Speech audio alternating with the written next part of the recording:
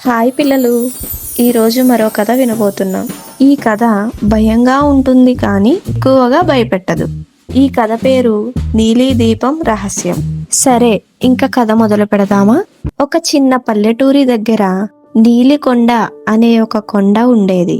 అక్కడ జనమంతా ఆ కొండ దగ్గరకు వెళ్ళొద్దని అందరి పిల్లలకు చెబుతూ ఉండేవారు.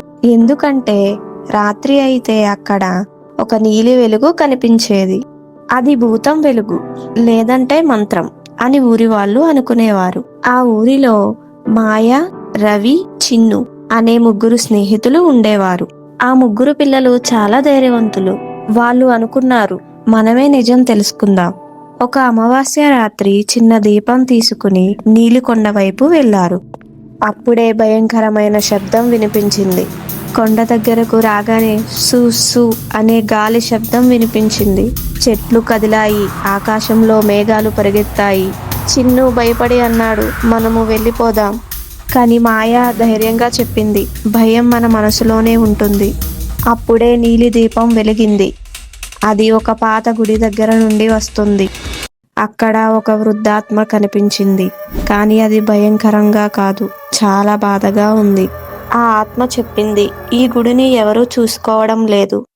అందుకే నేను దీపం వెలిగించి ఒక మంచి పని చేస్తున్నాను. ఆ మాటలు విన్న పిల్లలు, నువ్వు చాలా మంచి భూతానివి అని అన్నారు.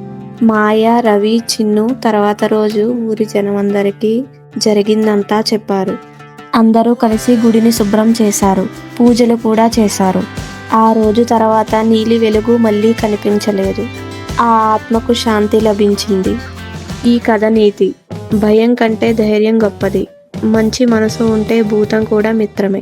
హాయ్ పిల్లలు, ఈ కథ మీకు నచ్చితే లైక్ చేయండి. మరిన్ని మంచి కథల కోసం మా ఛానల్ను సబ్స్క్రైబ్ చేయడం మర్చిపోకండి. మళ్ళీ మరొక కథతో కలుద్దాం. బాయ్ బాయ్ పిల్లలు.